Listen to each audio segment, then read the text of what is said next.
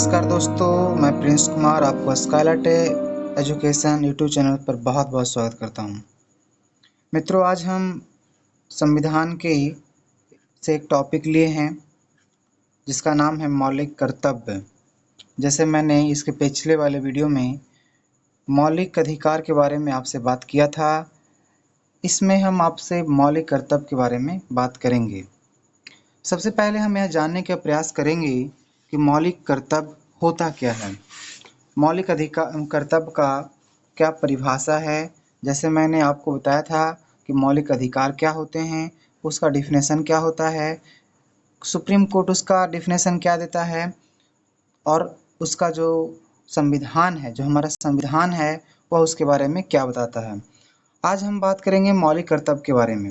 ये मौलिक कर्तव्य क्या होता है, सबसे इम्पोर्टेंट क्वेश्चन होता है कि मौलिक कर्तव्य क्या है। What is fundamental duty, fundamental duty क्या होते हैं। तो मित्रों, नागरिकों में देशभक्ति की भावना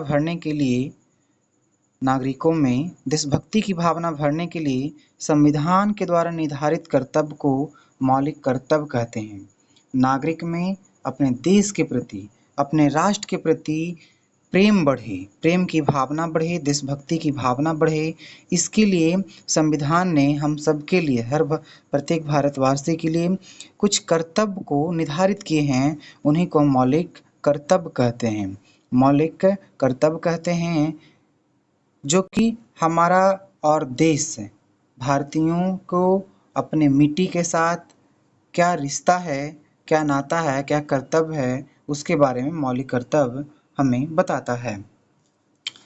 भारतीय संविधान में मौलिक कर्तव्य का जो बनाया गया था, मौलिक कर्तव्य का जो प्रावधान आया था, वह सरदार स्वर्ण सिंह समिति के अनुशंसा पर आया था।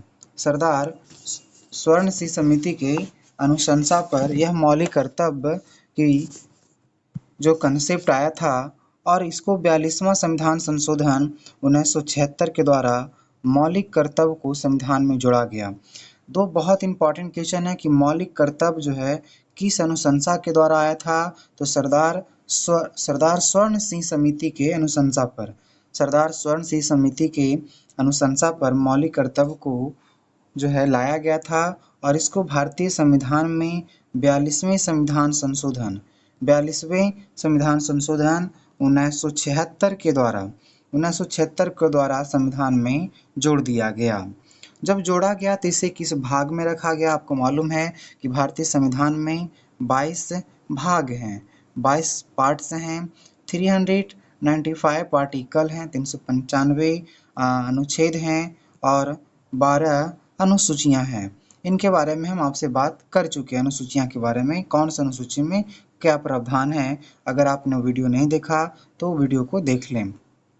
तो जब मौलिक कर्तव्य का भारतीय संविधान में जोड़ा गया तो किस भाग में जोड़ा, भारतीय संविधान के किस भाग में जोड़ा, तो उसे जोड़ा गया 4 के क में, भाग 4 के क में जोड़ा गया और अनुच्छेद है उसका 51 का क। ये दोनों इंपॉर्टेंट क्वेश्चन है।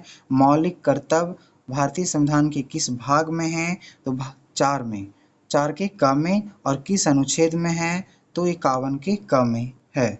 और वर्तमान में अभी कितने मौलिक कर्तव्य हैं, उनकी संख्या कितना है, तो अभी मौलिक कर्तव्य की जो संख्या है वह 11 है। मौलिक कर्तव्य की जो संख्या है वह 11 है। वो 11 के बारे में, जो 11 मौलिक कर्तव्य हैं, फंडामेंटल ड्यूटीज हैं, हम उनके बारे में एक करके जानने का प्रयास करेंगे। मित्रों, पहला मौलिक कर्तव्य है कि प्रत्येक नागरिक का यह कर्तव्य होगा कि वह संविधान का पालन करे, उसके आदर्श, संस्थाओं, राष्ट्रध्वज और राष्ट्रगान का आदर करें। सबसे पहला और बहुत इम्पोर्टेंट मौलिक कर्तव्य है कि प्रत्येक नागरिक का यह कर्तव्य होगा, प्रत्येक भारतीयों का यह कर्तव्य होगा कि वह संविधान का पालन करे और उनका जो आदर्श हैं उनको आदर्शों को पालन करें। संस्थाएं को के जो उनके द्वारा जो भी निर्देश दिया जाता है उनके पालन करें। राष्ट्रध्वज और राष्ट्रगान का आदर करें। लेकिन बहुत दुख के साथ आपसे हमें कहना पड़ता है कि हमने ऐसे भी लोगों को देखा है जो कि राजनीति पे बहुत बड़ी-बड़ी बातें करते हैं और वो सच में राष्ट्र ध्वज को अपने पैर के तले दबा के चले जाते हैं या उनके कानों में राष्ट्रगान राष्ट्रगीत की आवाज़ भी आ रही है तो मुंह में पान लेकर क्या स्टाइल में चिल्लाते हैं वो आप भी महसूस किए होंगे। वैसे वैसे लोगों से हमारा देश भरा पड़ा है जो अपने आप को तो रक्षक बताते हैं फिर रैली में भक्षक होते हैं। दूसरी है हमारा मौलिक कर्तव्य वो है कि स्वतंत्रता के लिए हमारे राष्ट्रीय आंदोलन के को प्रेरित करने वाले उच्च आदर्शों को हृदय से संजोए रखने और उन्हें पालन करें। मतलब हमारे स्वतंत्रता के लिए जिन्होंने भी बलिदान दिया, जिन जिन लोगों ने बलिदान दिए, जिन वीर पुरुषों ने अपना जो है घर द्वार परिवार सब कुछ त्याग दिए, उनके लिए अपने हृदय में जो है एक रिस्पेक्ट देना, उनके आदर्शों को पालन करना और उनके आदर्शों पर चलना ये भी हमारा मौलिक कर्तव्य है। तीसरा मौलिक कर्तव्य है कि भारत की संप्रभुता, एकता और अखंडता की रक्षा करें और उसे अक्षुण्ण बनाए रखें। भारत का जो एकता है, अखंडता है, इसे कभी भी टूटने ना दें। एकता और अखंडता, प्रभुता इसके टूटने ना दें। यह हमारा तीसरा मौलिक कर्तव्य है। चौथा मौलिक कर्तव्य है देश की रक्षा करें। आप जिस जगह पे हो, जैसे भी हो, आप अपने देश को सुरक्षित रखें, आप अपने देश को रक्षा करें। पाँचवां मौलिक कर्तव्य हमारा है भारत के सभी लोग में समरसता और समान भारतत्व की भावना का निर्माण करें। जितने भी लोग हैं वो किसी भी जाति के हों, किसी भी धर्म के हों, किसी भी जगह के हों, जन्म स्थान के आधार पर या किसी भी तरह का उनके साथ भेदभाव ना करें।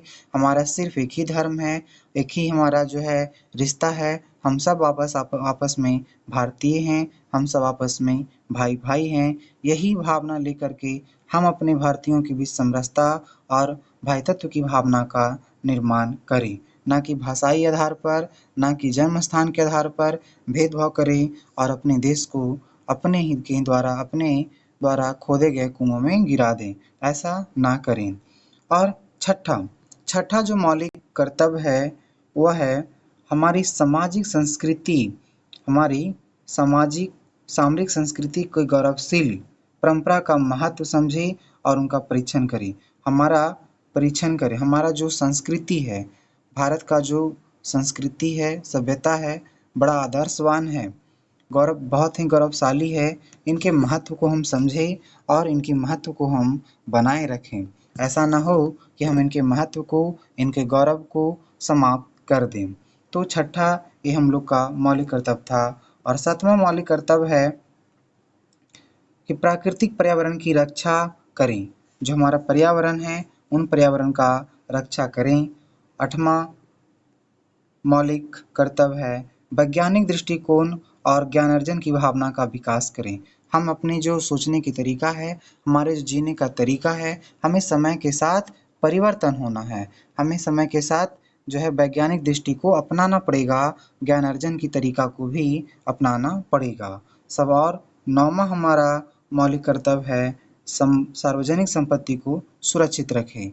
जो सार्वजनिक संपत्ति है हम उन्हें तोड़ फोड़ ना करें, हमारी वजह से उन्हें कोई प्रॉब्लम ना हो। और 10वां हमारा जो मौलिक कर्तव्य है वह है व्यक्तिगत एवं सामूहिक गतिविधियों के सभी क्षेत्रों में उत्कर्ष की ओर बढ़ने का सशक्त प्रयास करें। व्यक्तिगत एवं सामूहिक गतिविधियों को सभी क्षेत्रों में उत्कर्ष की ओर बढ़ने का सशक्त प्रयास करें। मतलब जितने भी समाज में लोग हैं वो व्यक्तिगत हों या समूह में रह रहे हों, उन सभी को निरंतर अपना प्रोग्रेस की ओर, अपने उन्नति की ओर बढ़ने के लिए प्रेरित करें, ना कि उनके पैर को हम पीछे खींचें।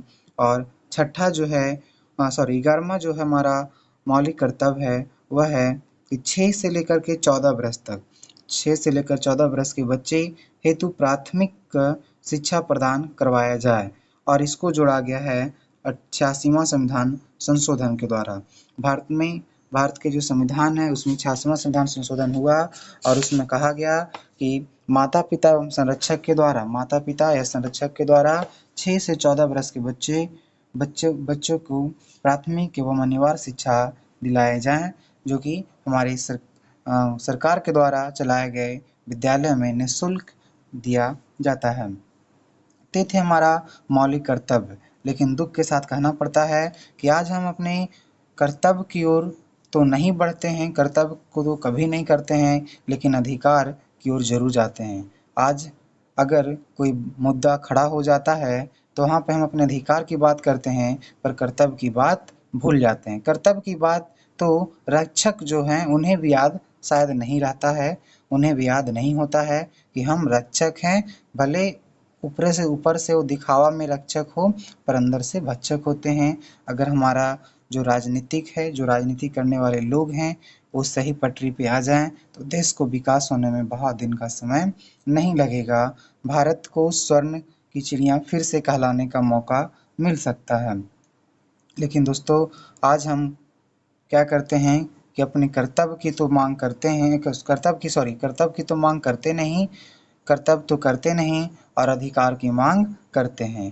थोड़ा सा भी कुछ गलती हुआ, उल्टा पुल्टा हुआ तो हम अपने कर्तव्य पे आते हैं और दूर दूर तक, लंबे लंबे दूरी तक हमें अपने कर्तव्य का ध्यान नहीं रहता, अधिकार का ध्यान तो बहुत रहता है।